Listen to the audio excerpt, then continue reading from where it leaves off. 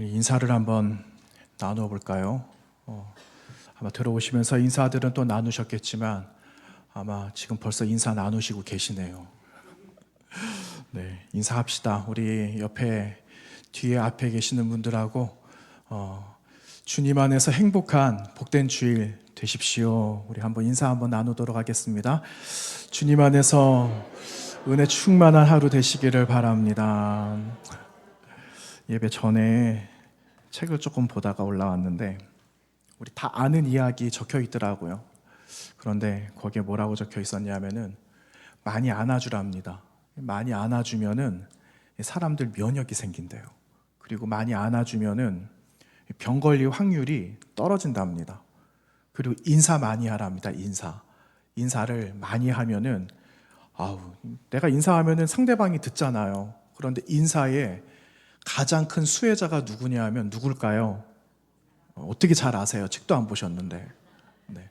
인사의 가장 큰 수혜자는 나라고 이야기합니다. 여러분 다 아시는 이야기예요. 그렇죠?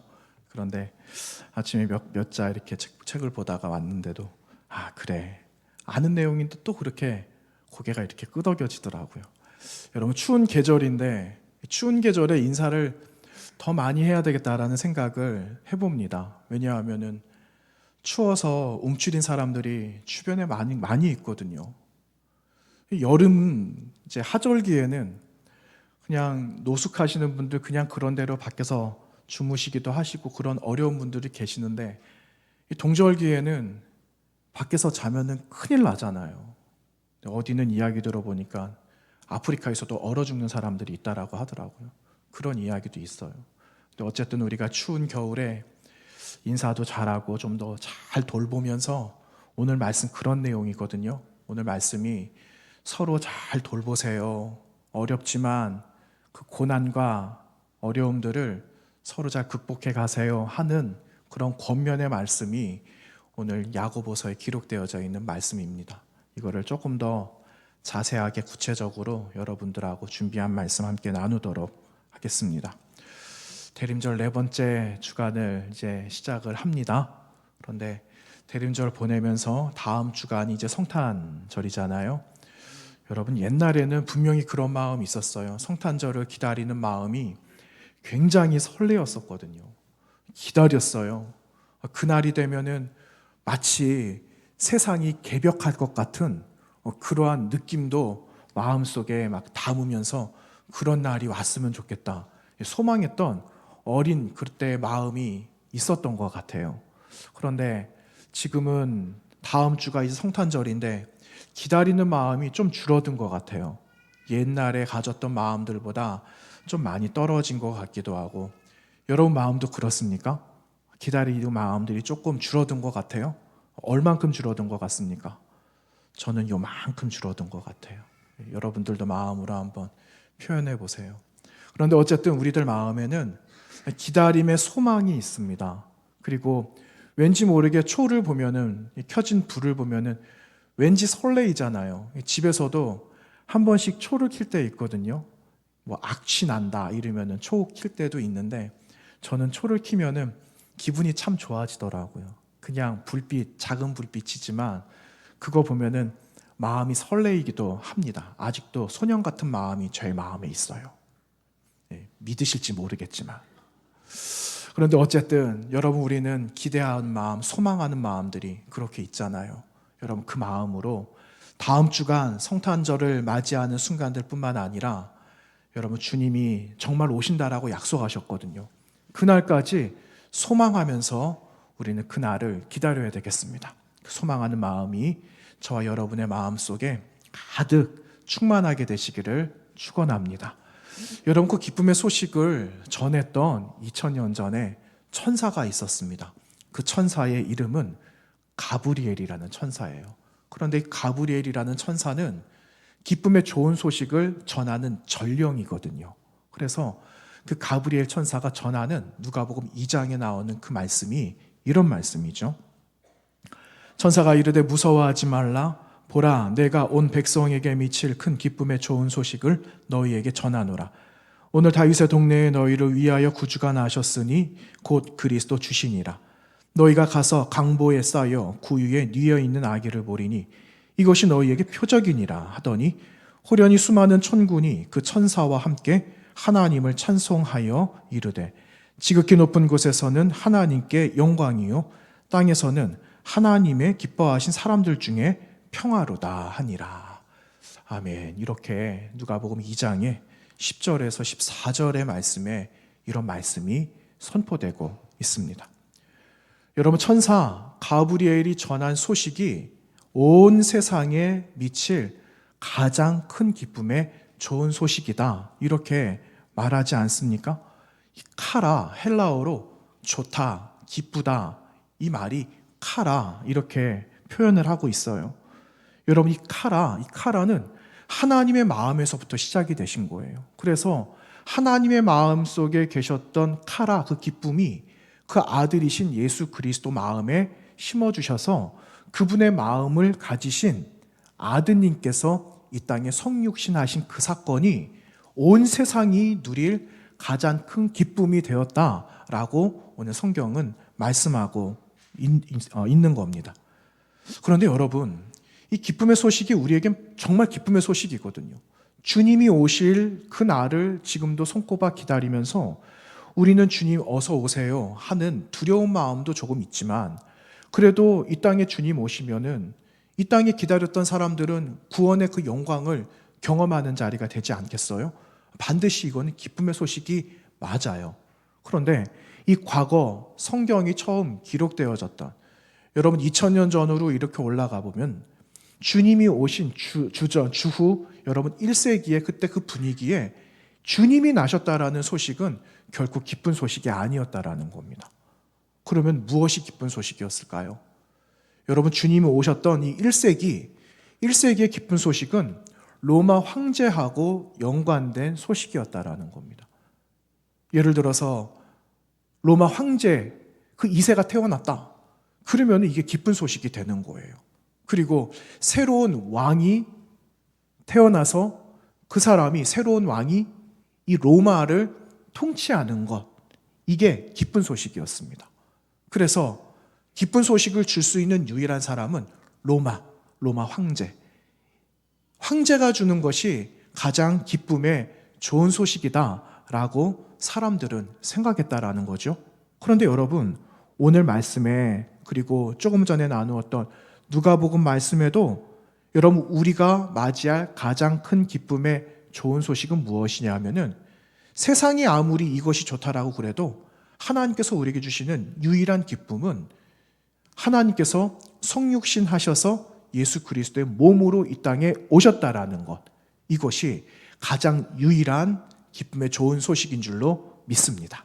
그래서 여러분, 우리가 주님이 오시는 날까지 세상의 그 어떤 소식도 나를 즐겁게 할 수 있고 나를 위로할 수 있고 기쁨을 줄 수 있겠지만, 나의 유일한 기쁨은 주님께서 오늘 나를 찾아오셨다라는 그 믿음, 그 사실을 인정하는 저와 여러분이 되시기를 간절히 원합니다. 여러분, 이 소식을 접했던 사람들이 있었어요. 그런데 이 소식을 알고는 있었지만 그 현장에 있지 못했던 사람들도 있었거든요. 그런데 여러분, 전체를 아우러서 메시아가 오시겠다라고 했던 그 소식을 기다리고 듣고 경험한 사람들, 그 사람들의 심정이 어떠했을까, 이런 생각이 들어요. 과거로부터 메시아가 오실 거라고 이야기는 듣기는 들었는데, 어떤 사람들은 메시아를 실제 만나지 못하고 죽은 사람들도 있거든요. 여러분, 그런 사람들의 마음에는 요만큼의 아쉬운 마음이 있었을 거예요. 그래도 내가 여태까지 기다렸는데 그 메시아가 오늘이라도 오신다면 내가 얼마나 그 감격하는 마음이 있을까? 그런 아쉬운 마음도 있었겠죠. 그런데 또 어떤 사람들은 실제 메시아를 만난 사람들도 있다라는 거죠. 여러분, 그런 사람들의 마음은 어떠했을까요? 여러분, 너무너무 귀한 사람을 만났다라고 한번 생각해 보세요. 정말 평생에 한번 만날 수 있을까 하는 사람을 한번 만났다라고 한번 해봅시다. 그러면 얼마나 마음이 들뜰까요? 그런 거와 같은 겁니다. 오신다라고 약속하신 메시아가 오늘 오셨대 하는 그러한 이야기를 듣게 되면 우리 마음에 감격이 될 거예요. 감동이 될 거예요. 어떻게 하면 저분을 만날 수 있을까? 설레이는 마음들도 있겠죠. 그리고 여러분 오늘 살아가고 있는 저와 여러분 어떨까요? 저와 여러분도 기다리고 있거든요. 다시 재림하실 그 주님을 우리도 기다리는데 아마 지금 말씀드린 것처럼 어떤 분들은 주님이 재림하시기 전에 하나님 나라에 먼저 가시는 분들도 계실 거예요. 또 어떤 분들은 주님이 오시는 그 현장을 목격하는 분들도 계시겠죠. 같은 심정을 가질 것 같다라는 생각을 한번 해봅니다. 여러분 원하기는 주님이 오시는 그 순간까지 우리가 버리지 않아야 되는 마음은요. 여기 우리 대림절 현수막 여기 배너 하나 있잖아요. 기다림과 소망하는 마음을 잃지 않고 저 여러분이 살아가기를 간절히 원하는 것입니다.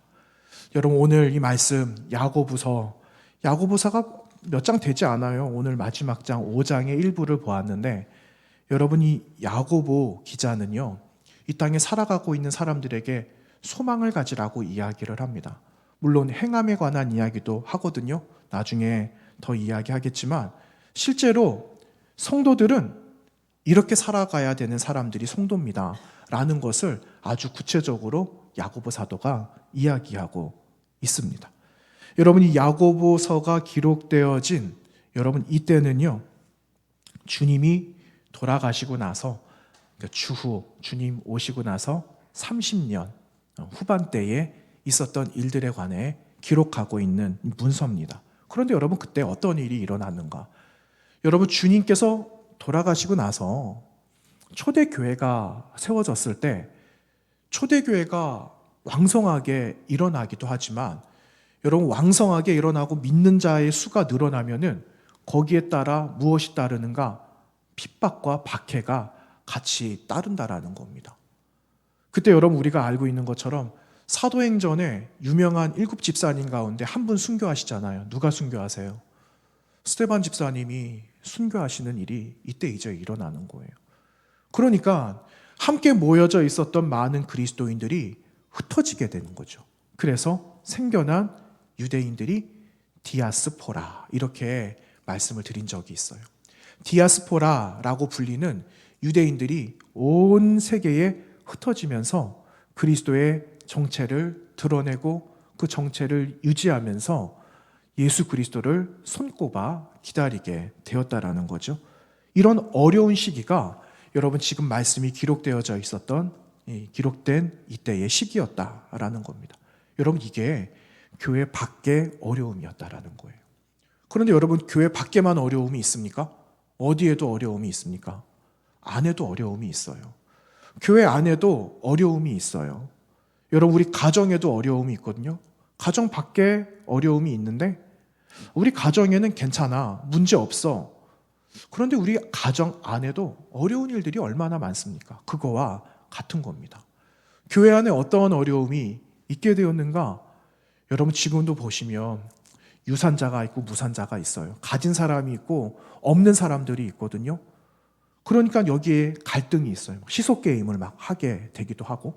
그런데 그러한 일들이 이 초대교회 야고보 사도가 말씀하고 있는 성도들 안에도 이와 같은 일이 같이 존재했다라는 것을 보게 되거든요. 근데 왜 이렇게 문제가 생겼는가 하는 거예요. 여러분 유대인 기독교인들이 있어요. 유대교에서 예수 그리스도를 만나서 기독교로 전향한 사람들.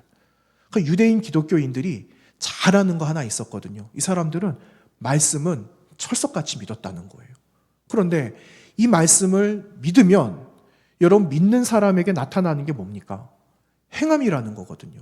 그것을 야고보 사도가 말씀하고 있는데 그들이 철석같이 믿었던 하나님의 말씀이 율법과 같은 말씀이 있지만 그 말씀을 그냥 듣고 그쳤다라는 거예요. 그러니까 행함이 없는 그들의 믿음에 대해서 야고보 사도가 질책을 했다라는 거죠. 그러니까 이 교회 안에도 이러한 어려운 문제들이 하나하나 나타나기 시작했던 거예요. 그것 가운데 가진 자, 없는 자들 사이에 있는 갈등, 가진 자가 없는 사람을 무시하는 일들, 이런 것들이 그 안에 드러나게 되었다라는 거죠. 말뿐인 신앙들이 있고요. 말만 하는 성도들이 있고 말만 하는 교회들이 있고 지금과 같이 여러분 그때 당시에도 이러한 똑같은 문제들이 교회 안에 있었다는 것을 지적하고 있습니다. 여러분, 그리스도인의 믿음 생활이라는 것이 뭘까요? 지금 말씀드린 그대로예요. 그리스도인들이 살아가는 믿음의 삶이라는 것은 세상에서 들려오는 수많은 가치관을 무시해라 이 말이 아니에요. 세상과 맞서서 반드시 이겨서 짓밟고 일어서라 이게 아니라 그리스도인의 삶은요, 세상과 같이 공존하는 거예요. 못마땅한 것이 있어도 끌어안는 거죠. 무엇이 문제인지 들여다보는 거죠. 그래서 세상과 교회 안에 있는 모든 것을 잘 아름답게 조화롭게 색을 맞추어서 그렇게 하나님께서 주신 삶을 살아가는 게 여러분 그리스도인들이 살아갈 믿음의 삶이다라는 것을 우리 다 알고 있잖아요. 이 삶을 살아가야 하는 겁니다. 여러분, 오늘 본문이 시작되어지는 7절 말씀을 한번 보시면은요, 서두에 이렇게 기록하고 있죠. 그러므로 형제들아, 주께서 강림하시기까지 길이 참아라 이렇게 말씀하고 있어요. 여러분, 그러므로 길이 참아라. 여러분, 무슨 일이 있었던 걸까요? 여러분, 그냥 이 말씀만 보면은 도무지 무슨 일이 있었는지 우리는 알 수가 없어요. 그런데 5장 처음 시작하는 1절 말씀을 이렇게 보시면 여러분 그 위에 적혀 있는 말이 있잖아요. 누구에게 경고를 하고 계십니까? 부자들에게, 가진 사람들을 향한 경고의 말씀이다 라는 것이 그 5장 1절 서두에 기록된 것을 보고 있어요.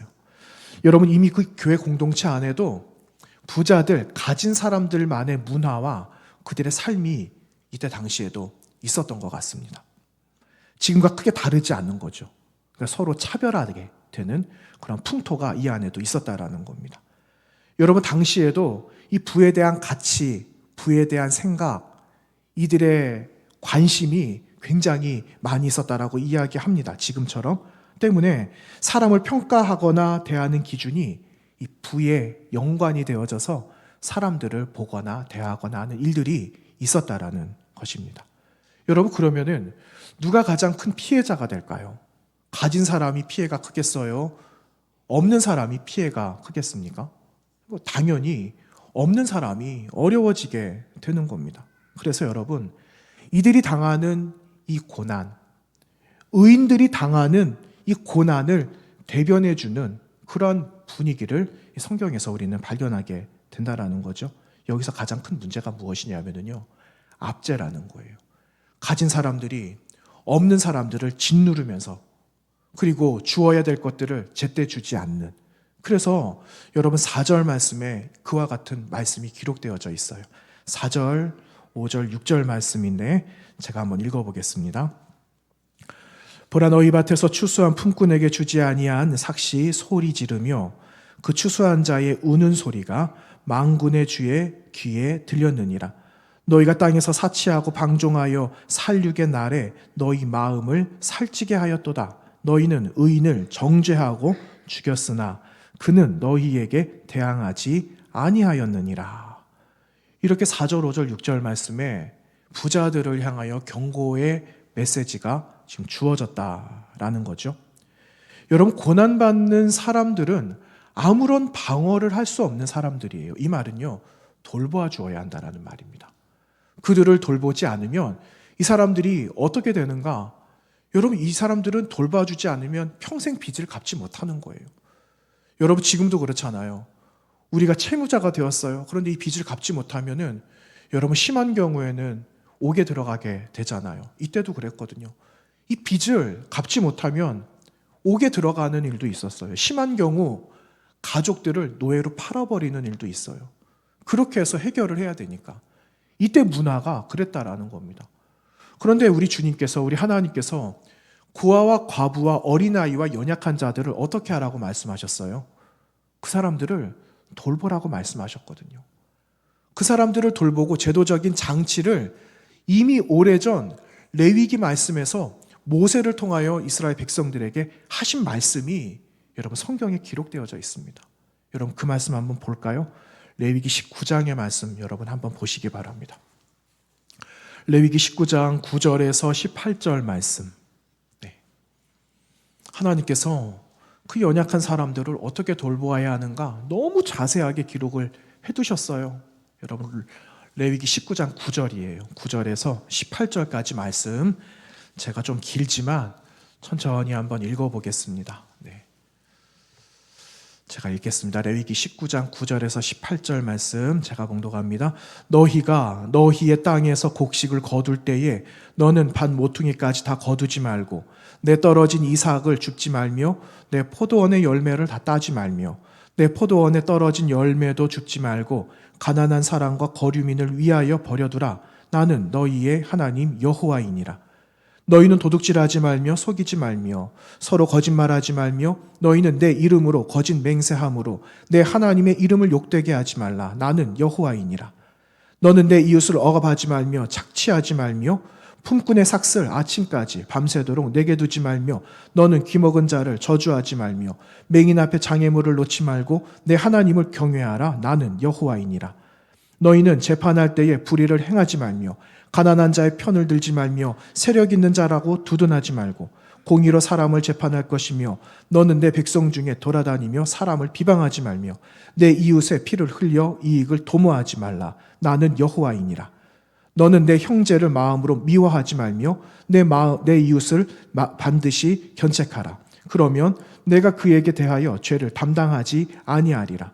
원수를 갚지 말며 동포를 원망하지 말며 내 이웃 사랑하기를 내 자신과 같이 하라. 나는 여호와이니라.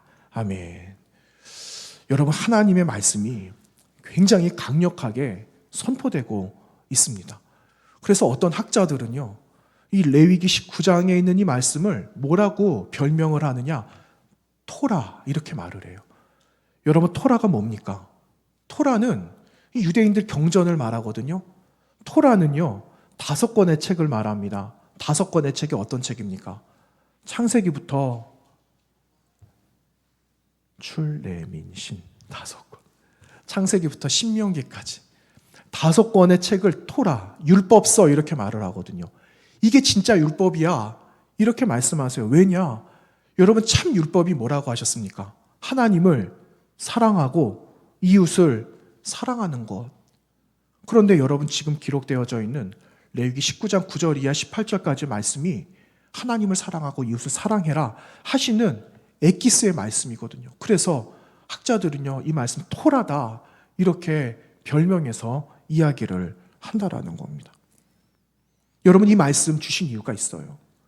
우리가 하나님의 말씀을 알고 그분의 말씀을 내 마음에 새겨야지 그분의 마음을 아는 거예요. 그분의 마음에, 그분의 성품에 참여되어지는 거예요. 그렇게 우리가 살아가야 될 사람들이라는 것을 오늘 이 말씀을 압축해서 우리에게 보여주고 계시는 겁니다. 어떤 책 한 권을 보았는데 여러분, 그 책의 소제목이 이렇습니다. 서럽고 눈물 나는 우리 시대 가장 작은 사람들의 삶의 기록. 이런 소제목이 붙어 있어요. 그런데 이 책의 제목이요, 벼랑 끝에 선 사람들이라는 일반 도서입니다. 그런데 이 책을 어느 한 대학교에서, 한 대학원에서 2010년도부터 사람들의 이야기, 삶의 이야기들을 한데 모아가지고 책 한 권을 낸 게 제가 지금 말씀드린 책이거든요. 그래서 제가 이 책을 보다가 어느 한 부분을 좀 가지고 와봤습니다. 그런데 정말 벼랑 끝에 살아가고 있는 사람들의 삶이 어떠한 것인지 많은 것 중에 일부인데 여러분, 그 일부가 이렇더라고요. 작가의 키가 174cm라고 합니다. 작가. 그런데 자신의 키가 3, 4cm만 더 컸다면 머리가 문에 닿고 내 발은 벽에 닿았을 것 같다. 이렇게 말을 합니다. 양팔을 벌리죠. 오른손은 테레비에 손이 닿고 왼팔을 뻗으니까 왼팔은 벽에 닿고 침대하고 책상을 넣으면은 그 공간에 남은 공간이 거의 없을 만큼 협소하다라고 이야기를 하는데 혼자 살기 얼마나 불편하겠어요. 그런데 어떤 분들은 부부가 같이 그 방을 살더라 이렇게 이야기합니다. 이게 개인이 사용하는 공간의 전부래요. 여러분, 방 안에 있어야 될 게 있잖아요. 우리 주거시설에 있어야 될 거 있잖아요. 뭐 있어야 됩니까? 뭐 세면하는 것도 필요하고요. 또 아침에 가는 것도 있잖아요. 이런 것도 필요해요. 그런데 이 거주 공간 안에는 그게 없어요. 대신에 공동으로 같이 사용할 곳이 있다라는 거죠. 그래서 화장실을 가서 쪼그리고 앉으면은 머리가 문에 닿는 거예요. 그럼 이제 엉덩이는 어디에 닿는가? 벽에 닿는다라는 겁니다. 수도를 틀어가지고 깨끗이 청소를 해야 되는 그런 상황. 그리고 화장실하고 세면대가 같이 있어요. 그리고 조리하는 것도 같이 있어요. 그러니까 아침이라도 준비를 하려면 안 봐야 되는 상황들도 마주하게 된다라는 겁니다. 전혀 개인적인 삶이 보장받지 못하고 보호받지 못하는 이렇게 살아가는 사람이 여러분 같은 하늘 아래에 있다라는 거예요. 여러분 여기가 어디냐면요. 쪽방입니다. 여러분 쪽방 들어보셨잖아요. 그런데 보건복지부가 쪽방을 이렇게 정의합니다. 저는 처음 들어봤습니다. 도심 인근이나 역 근처에 위치하며 한 명이 잘 수 있는 공간을 제공하는 단신 생활자용 유료 숙박시설로 공동 화장실을 사용하고 별도의 부엌과 목욕시설은 없는 형태. 이게 보건복지부가 정한 쪽방의 정의예요. 저는 이런 게 있는 줄 몰랐습니다. 여러분 좀 충격적이지 않으세요? 그래서 여러분 이 국민권익위원회가 내려놓은 자료가 무려 2010년도에 내놓은 자료인데 여러분 그 지금으로 한 12년이 흘렀어요. 더 많을 것 같다는 생각이 들어요. 몇 명이나 6,300명 정도 이 쪽방 생활을 한다라는 거예요. 분명히 더 많을 거예요. 2배가 되지 않을까라는 생각이 들고 아마 지금도 아마 내일도 아마 이 숫자는 더 많이 늘어가지 않을까라는 생각을 한번 해보게 되었어요. 그런데 여러분 불편한 진실이 있습니다. 이 불편한 진실이 무엇이냐면은 이렇게 이야기를 합니다. 한편에서는 이들의 불안한 주거 현실을 놓고 돈놀이의 주파나를 튕긴다. 그런데 그 주파나를 튕기는 사람이 누구냐면은 고위 공직자들 뿐만 아니라 그 공직자들의 가족들도 그렇게 하고 있더라. 라는 그 불편한 진실을 이야기를 합니다. 그러면서 마지막에 작가가 이렇게 글을 남기면서 마무리를 하는데 이들이 인권을 다루는 사람이라면 재개발의 그 이윤을 계산하기에 앞서 이들의 생존권이 존중되어야 된다는 사실을 과연 무시해도 될까? 이러면서 그 마지막에 글문을 닫더라고요. 여러분 인간을 레위기 안에서 규정하신 그 하나님의 말씀으로 가치를 알아가는 삶, 그 삶을 살아가는 사람이 바로 인간이에요. 우리가 정해져 있는 규칙이 있고 약속들이 있는데 여러분 이것들도 물론 필요하지만 하나님께서 말씀하신 레위기 19장의 말씀이 있다라는 거예요. 그것을 지키고 살아가면은 여러분 가치가 무엇인지 알고 가치가 드러나도록 하는 삶을 살아가게 되고 그 가치가 드러날 때에 하나님 받으실 영광이 그러하다라는 것을 성경은 우리에게 말씀하고 있는 겁니다. 여러분 이것이 진정한 가치가 공평하게 분배가 된다면 여러분 어려운 사람들 분명히 버팀목이 될 거예요. 분명히 살아갈 희망을 찾을 거예요. 어렵지만 또 끝까지 견뎌서 살아낼 이유를 또 찾아가게 될 거라는 거죠. 그래서 여러분 우리가 주변을 돌아보면 좋겠습니다. 여러분 위기가 왔어요. 저에게도 위기가 있겠죠? 여러분에게도 위기가 있겠죠? 그런데 그 위기를 여러분 보실 때 누군가가 제가 여러분 보니까 어떤 분이 어떤 위기 가운데 있다라고 하면은 어려우시겠다 우리는 보통 그렇게 생각을 합니다. 그런데 그 위기를 이겨낼 수 있는 방법은요. 상대방의 위기를 내 위기로 받아들이는 거예요. 다시 말하면은 위기를 같이 공유하는 거죠. 나의 것이 아니어도 그 위기를 같이 공유하게 되면 그 위기를 이겨낼 수 있다라는 거예요. 여러분 성경에 그러한 이야기들이 얼마나 많이 나옵니까? 여러분 애굽의 총리였던 요셉을 보세요. 애굽의 총리였던 요셉이 총리가 되었는데 무슨 걱정이 있겠어요? 그런데 그도 걱정이 있었습니다. 그가 총리의 자리에 올라오기까지 바로가 어느 날 한날 꾸었던 꿈을 들어보니까 기가 막힐 노릇인 거예요. 바로가 어떤 꿈을 꾸었는가? 그 꿈을 해석해 보니까는 애굽 땅에 7년은 풍년이 있을 건데 풍년이 지나 7년 동안에는 흉년이 있을 것이다라는 걸 꿈으로 하나님께서 바로를 통하여서 요셉이 보게 하셨다라는 겁니다. 정말 그렇게 되잖아요. 7년의 풍년이 지난 다음에 대기근을 7년을 맞이하게 되는데 여러분 이 땅에 아무것도 없다라고 생각을 해보세요. 흉년은요 곧 재앙을 말해요. 10가지의 재앙 가운데 메뚜기 때 왔을 때 애굽 땅에 남아나는 게 없었잖아요. 황폐하게 되었거든요. 그런데 그러기를 7년 동안 연속했다라고 생각해 보세요. 이건 재앙입니다.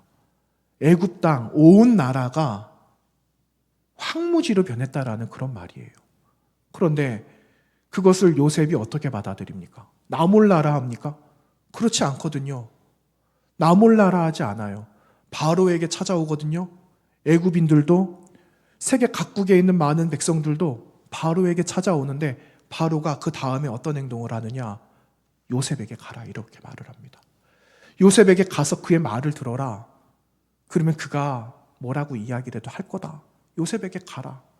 그런데 그 요셉이 나한테 오지 말라고 반사하지 않았다라는 거예요. 그거를 받아들입니다. 받아들이고 그들을 그대로 위기를 끌어안으니까 여러분 그 온 땅이 거두었던 7년 동안에 준비했던 양식으로 세계가 나누는 놀라운 역사가 요셉의 일대기 가운데 들어있는 것을 보게 됩니다. 여러분 이걸 말하는 겁니다. 여러분 지금 고난과 위기가 있지만 나하고 아무런 관련이 없다라고 말하면 여러분 어떤 사람은 그 위기를 이겨낼 수 없어요. 그런데 그 위기를 받아들이는 거예요. 그 위기가 내 거다라고 받아들이면 여러분 그 위기를 상대방은 이겨낼 수 있게 된다라는 사실을 여러분 기억해야 됩니다. 이건 하나님께서 정해놓으신 법칙이에요. 하나님께서 정해놓은 약속이거든요. 그래서 이거는 명령이기 때문에 감당해야 되는 겁니다. 여러분 추워졌잖아요. 오늘 날씨 아침에 내려오면서 보니까 영하 7도나 찍혀 있더라고요. 올 들어 제일 추운 것 같아요. 근데 더 추울 거예요. 더 추운 날도 있겠죠.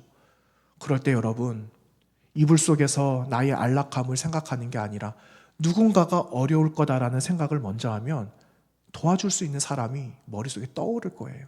그러면 하나님께서 주신 그 마음으로 그분을 섬기는 거죠. 여러분 예수님께서 이 땅에 오신 이유가 뭘까요? 여러분 예수님이 오신 것이 여러분 좋으세요? 안 좋으세요? 좋은 일이에요. 예수님께서 이 땅에 오셨다라는 건 너무너무 기쁜 일이죠.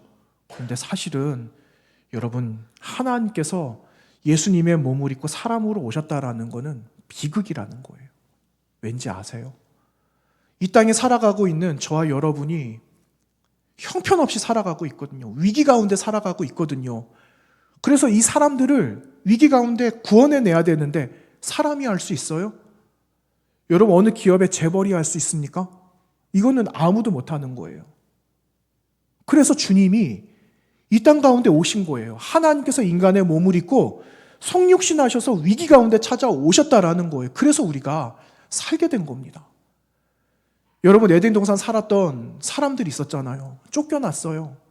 하나님과 약속을 깨트렸기 때문에. 그런데 약속을 깨트렸지만 깨트린 걸로 이 사람들이 책임을 지게 되었습니까? 이 사람들은 아무런 책임을 지지 못했어요. 책임을 질 수 없기 때문에 이들에게 주어진 게 무엇이냐면 사망이라는 겁니다. 책임을 질 수 없어서 이들은 죽을 수밖에 없는데 죽을 수밖에 없는 인생을 하나님이 그냥 두실 리가 없으신 거죠. 내가 너를 짓고 얼마나 기뻤는데 네가 사망 가운데 있는 걸 내가 눈뜨고 볼 수가 없겠다. 그래서 그분이 인간의 몸을 입고 이 땅에 오셔서 속죄의 제물이 되어주셨고 그래서 그분이 여러분 우리의 구세주가 되시고 우리는 나음을 얻고 그 나음을 얻은 오늘의 모습을 가지고 소망 가운데 그분을 기다리고 있는 사람들이 바로 저와 여러분이며 이 땅의 그리스도인이라는 겁니다. 뿐만입니까? 저 여러분을 통해서 구원받는 사람 많아져야 되겠죠.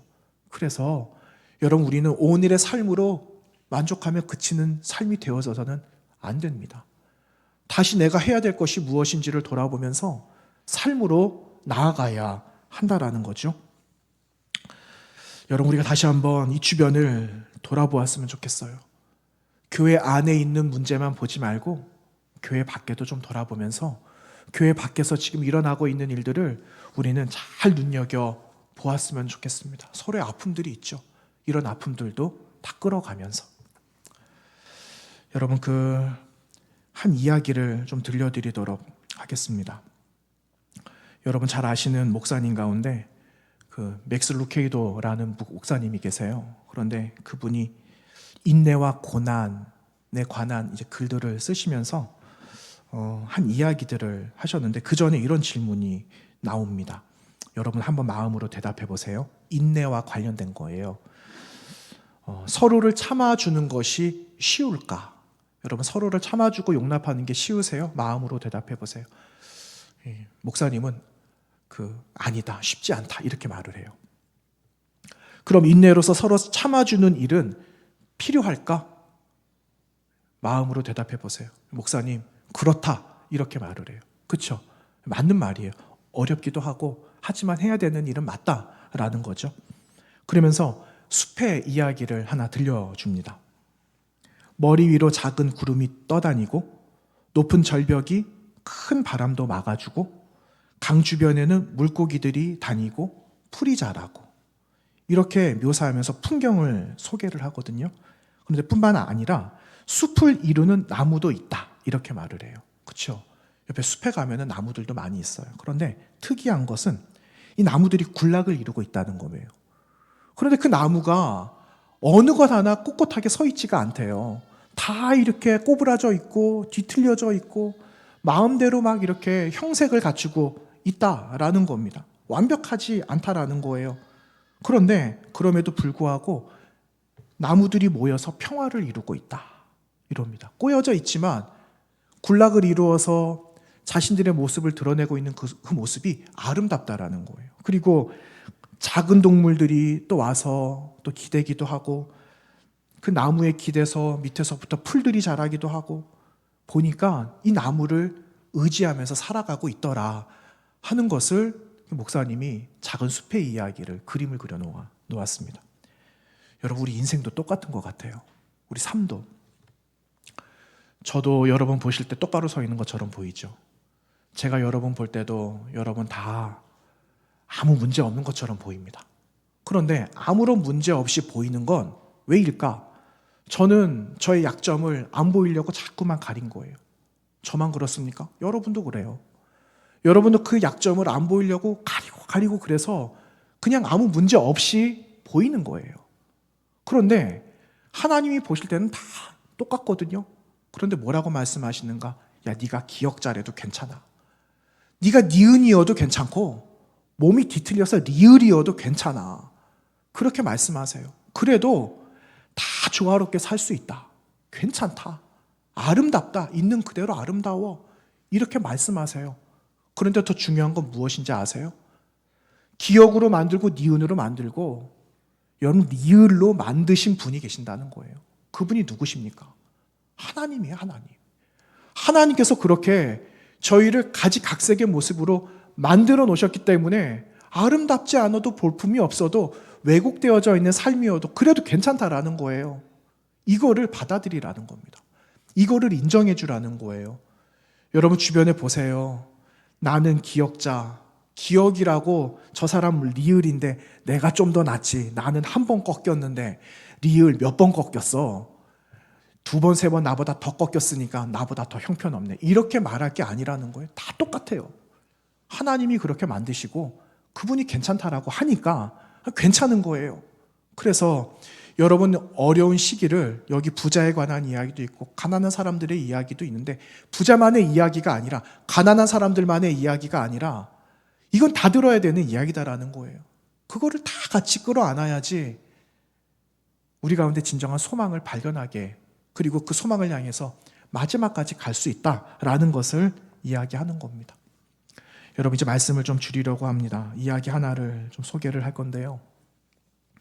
선한 사람이 있었대요. 너무너무 착한 사람이 있었대요. 굳은 일 다 하고 어려운 데 가서 먼저 1등으로 도와주고 사람의 아픔을 끌어안는 너무너무 착한 사람이 있었답니다.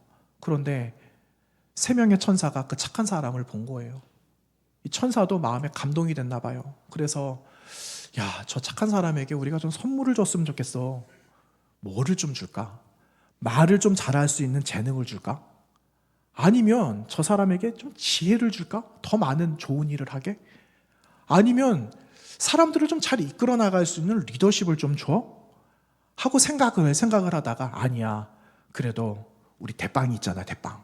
하나님께 가서 이거 한번 물어보자. 하나님 뭐라고 말씀하시는지. 그래서 하나님께 가지고 갔대요. 하나님 이러이러해서 우리가 이렇게 나왔는데 아니 하나님 생각은 어떠세요? 그랬더니 하나님께서 글쎄 그러면 너희가 가서 그 사람한테 직접 한번 물어봐. 그 사람이 달라고 하는 거 주면 되잖아. 이러시더랍니다. 그래서 그거 괜찮겠네요. 그래서 그 선한 사람을 만나러 내려갔다는 것 아니겠어요? 그래 천사가 이제 물어보는 거예요. 야, 내가 지금까지 너 행동을 보니까 하루 이틀에 했던 일들은 아니더만. 야, 지금까지 이렇게 살아왔는데 우리가 너무너무 감동이 됐어. 하나님도 너한테 내려가 보라고 하셨는데 야, 어떤 소원을 좀 들어주면 좋겠냐? 뭐라고 말했을 것 같아요? 이 착한 사람이 아무런 말을 안 하더랍니다. 더 큰 거를 바라는 건지는 모르겠어요. 그런데 아무 말 안 하더래요. 기다려도 말을 안 하니까 천사들이 그들이 생각을 제안을 하는 거예요. 야, 설교자를 할 수 있는 그런 입술에 말을 좀 줄까? 말 잘할 수 있는 재능을 줄까? 아니면 리더십을 줄까? 아니면 지혜를 줘? 여기서 한번 골라봐. 마음에 드는 게 있으면. 그랬더니 이 착한 사람이 뭐라고 말하는지 압니까? 이렇게 말을 합니다. 제가 선을 행했다라는 사실을 사람이 알지 못하게 해주세요. 이렇게 말을 했다라고 합니다. 여러분 그날 이후에 그 사람의 그림자가 스치는 곳에는 항상 좋은 일이 있는 거예요. 그런데 아무도 이 사람의 선한 행동을 아무도 몰랐답니다. 가장 큰 기쁨이 있는 사람 누구냐? 그 자신이라는 거예요. 그 사람이 가장 기뻐하더라. 이게 이야기의 끝이에요. 여러분 이 짤막한 이야기 오늘 나누었던 말씀 가운데는 여러 가지 아마 생각이 있을 거라는 생각이 들어요. 그렇죠? 어떻게 해야 되겠다. 근데 여러분 머릿속에만 있으면은 어떤 사람 된다고 유대인 되는 거예요. 유대인. 여러분 유대인들은 얼마나 말씀을 많이 아는지 몰라요. 물론 하는 사람도 있죠. 행하는 사람들이 있죠.